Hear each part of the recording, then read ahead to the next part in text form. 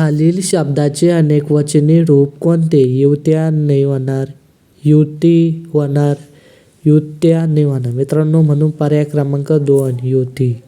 संधी ओळखा. भानुदय. व्यंजन संधी, अनुस्वार संधी, विसर्ग संधी होणार नाही. तर काय होणार आहे? स्वर संधी. बरोबर. किती जणांना केलंय क्लिक ते पण दिसतंय. ठीक आहे. च या वर्गातील च, छ, ज, झ या वर्णाचा उच्चार कोणता? तर मित्रांनो तालव्य व दंत तालव्य. बरोबर. इकडे आहे तर मित्रांनो ते राज्यातील आहे ते विने खाली आपलं अजून खाली जाऊ मित्रांनो आपण मराठी व्याकरण.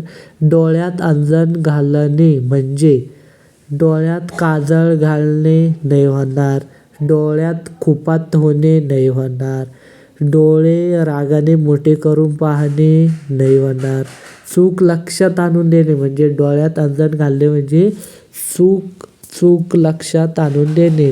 चांदीचा चष्मा तोंडात घेऊन जन्माला येणे या वाक्यप्रचाराचा अर्थ ओळखा.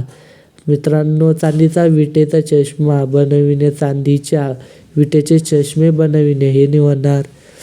चष्म्याने दूध पाजणे निवडणार.